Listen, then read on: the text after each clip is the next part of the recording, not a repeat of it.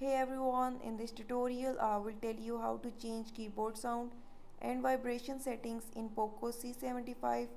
Before move to this video, please subscribe for more videos and watch complete video. Also press the bell icon. Now let's start our video without wasting any time.